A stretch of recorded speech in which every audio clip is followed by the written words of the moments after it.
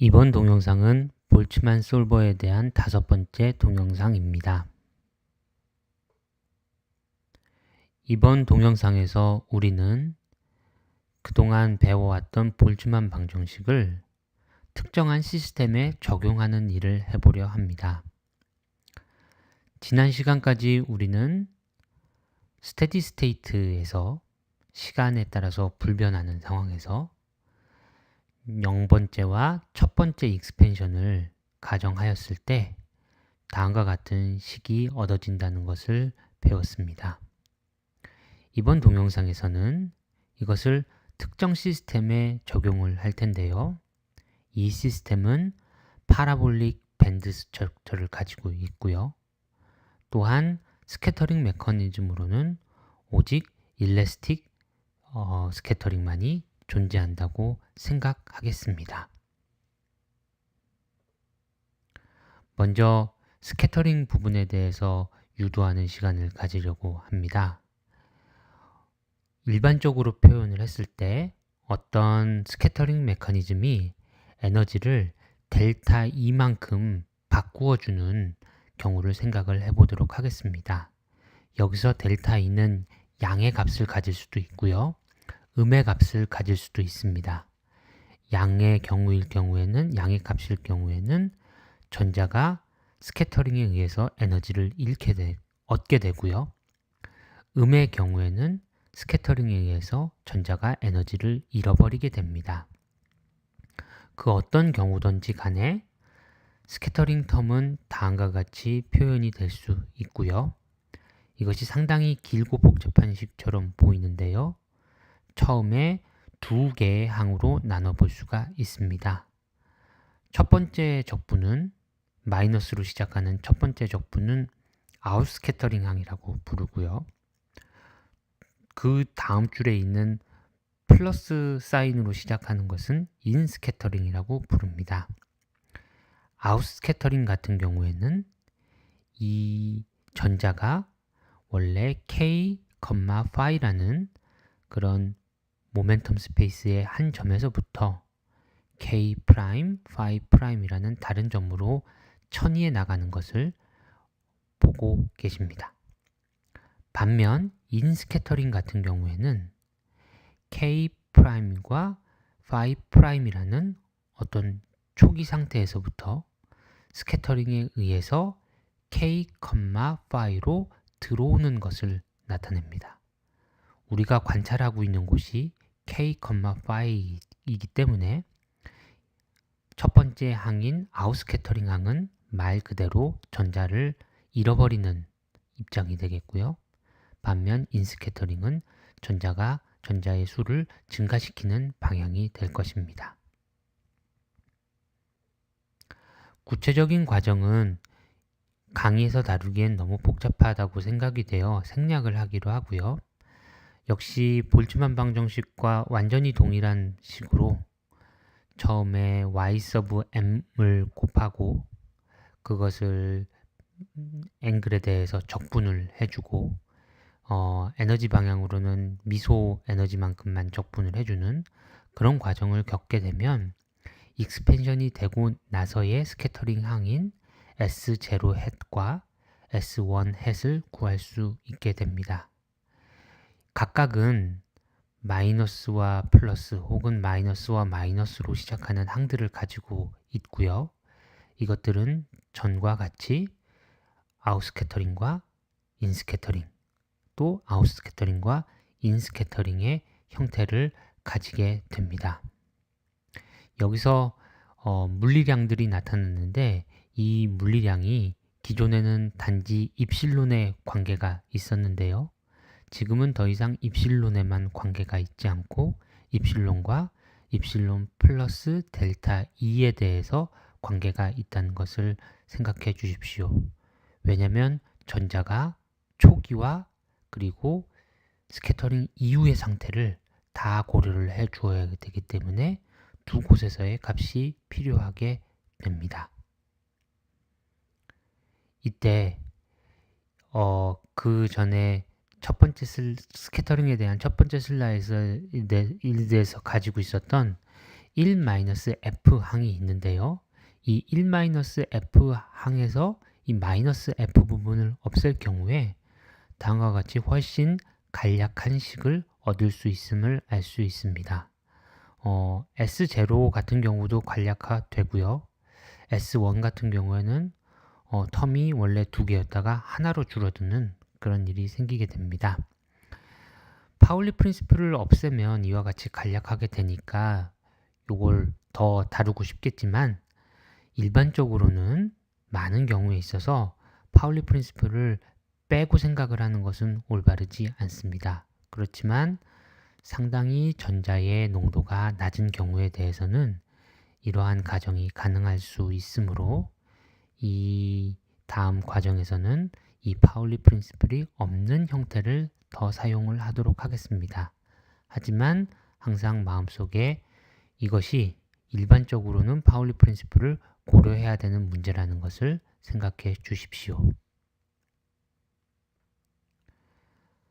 특별히 우리가 이번에 일래스틱 스캐터링만을 고려하기로 하였으므로 그러면 델타 E가 0에 가까운 그런 극한을 생각을 해볼 수 있을 것입니다. 이 경우에는 S0 같은 경우엔 원래 F나 G 같은 것들이 입실론과 혹은 입실론 플러스 델타 E에서의 성분이 나왔는데 그들이 결국은 모두 입실론에서의 값으로 바뀌게 되고요. 그렇기 때문에 서로 상쇄가 되어서 정확히 0으로 접근하게 됩니다. 하지만 S1 같은 경우는 그렇지 않고요. 단순히 다음과 같이 간략한 식으로 나타나게 됩니다. 간략하지만 0은 아닌 상태가 되고요. 여기를 보시면 GDH, DH는 미소 에너지 구간이죠. 그리고 S1 햇이 다음과 같이 나타나게 됩니다. DH와 G는 쉽게 찾아볼 수가 있고요. 마이너스 SG 그리고 C0의 제곱분의 1 곱하기 F1이 되고요. 자, 그래서 이 중에서 공통된 항들을 뽑아내게 될 경우에 우리가 어떤 F1에 비례하는 시간의 역수인 항을 찾아낼 수가 있게 되는데요. 이것을 우리가 릴렉세이션 타임이라고 부르도록 하겠습니다. 그러면 이 릴렉세이션 타임의 역수가 이 복잡한 시계에 있는 여러 가지 항들의 곱으로 나타나게 되고요. 결국 타우분의 1이 S 곱하기 G 곱하기 그 다음에 C0의 제곱분의 1이 되게 되면 원래는 상당히 복잡했었던 S1에 대한 식을 이와 같이 간단한 릴렉세이션 타임으로 나눠주는 형태로 쓰여질 수 있게 됩니다. 한 가지 조심하셔야 될 것은 이 타우는 일반적으로는 에너지의 함수일 수 있습니다. 왜 에너지의 함수일 수 있냐면 일단 density of state가 에너지에 대한 함수이기 때문에 그렇습니다. S 숫자 자체는 가장 마지막 줄에 있는 S 숫자 자체는 많은 경우에는 상수로 생각을 해줄 수가 있는데요. 하지만 density of state는 일반적으로는 에너지의 함수가 되게 되어 있습니다. 자, 이제 스캐터링은 여러 개의 스캐터링이 존재할 수 있지만 오직 앞에서 다룬 일래스틱 스캐터링만 있다고 생각을 해 주어서 S0 햇은 0이고 그 다음에 S1 햇은 그 전 페이지에서 봤던 간략한 꼴로 쓰여질 수 있다고 생각을 하면 이제 볼츠만 방정식이 다음과 같이 두 개의 식으로 쓰여질 수 있게 됩니다.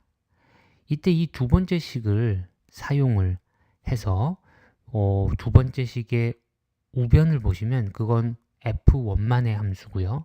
그 다음에 좌변을 보시면 그것은 F0를 편미분해주는 식이기 때문에 이를 이용해서 F1이 F0의 x에 대한 편미분에 비례한다 라는 결과를 얻어낼 수가 있게 됩니다. 그것이 세 번째 식이고요.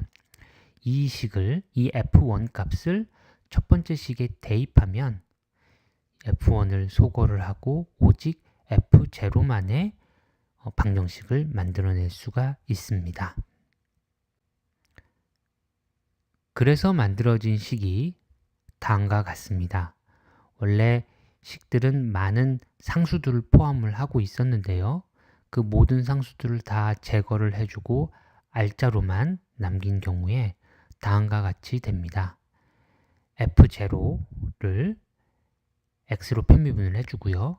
그리고는 타우 곱하기 속도 제곱 곱하기 density of state인 g를 곱해주고 그것을 다시 x로 한 번 더 편미분을 해주는 꼴이 되겠습니다. 그런데 여러분들이 이 식을 보시면 많은 것을 느끼실 수가 있겠는데요. 이 식은 일반적으로 우리가 포화송 방정식을 풀 때 많이 보던 식이죠. 이계미분이 아니라 이계미분을 취하긴 취하는데 첫 번째로 일계미분을 취하고 거기에 어떤 공간에 따라서 변수가 될 수 있는 값을 곱해주고 그 후에 마지막으로 편미분을 한 번 더 해주는 꼴, 이런 꼴들은 전에 많이 다루어 보셨을 것입니다. 따라서 이것을 푸는 일이 우리가 생각하는 것처럼 어렵지 않을 수 있겠고요. 특정 밴드 스트럭처를 고려를 해보도록 하겠습니다. 오늘은 파라볼릭 밴드 스트럭처를 고려할 것이고요. 그래서 입실론이 K에 비례하게 되고 그리고 속도는 입실론의 에너지의 운동 에너지의 스퀘어 루트에 비례하게 되어 있습니다. density of state가 다음과 같이 두 번째 줄에 나와 있는 것과 같은 식으로 주어진다는 것을 생각을 해보면요. 그러면 B 곱하기 G의 경우에도 입실론의 스퀘어 루트에 비례한다는 걸 알 수 있습니다. 기본적으로 이런 2차원 전자기체의 경우에는 파라볼릭 밴드 스트럭처를 가진 2차원 전자기체 같은 경우에는 density of state에 해당하는 G가 결국 상수가 되겠죠. 그렇기 때문에 우리가 생각해 주어야 하는 타우 곱하기 V제곱 곱하기 G 값은 G가 상수고 하기 때문에 결국은 V제곱에 비례하게 될 것이고요. 그것은 에너지에 비례하게 될 것입니다. 파라볼릭 밴드 스트럭처 때문에요. 그래서 이것저것 이제 상수들을 다 제외하고요. 그리고 심지어는 릴렉세이션 타임도 원래는 에너지의 함수지만 에너지의 함수가 아니다 라고 생각을 해주면 그것은 어떻게 가능하냐면 역시나 density of state가 상수이기 때문에 상당히 타당하게 그렇게 말을 할 수가 있게 됩니다. 그러면 결국 앞에 들어가는 개수는 입실론의 꼴이 되게 돼 있고요. 입실론과 H 사이의 관계를 생각을 해보면 H는 입실론 빼기 Q 곱하기 일렉트로스태틱 포텐셜에 해당하는 V가 곱해져야 되는 상황입니다. 따라서 입실론 같은 경우에는 H 플러스 QV로 쓸 수가 있게 되고요. 이것이 결국 우리가 X, H 공간에서 풀어줄 잘 정리된 볼츠만 방정식이 되겠습니다. 다음 강의에서는 이것을 실제로 어떻게 구현을 하여 풀어줄 수 있는지에 대해서 다루어 보도록 하겠습니다.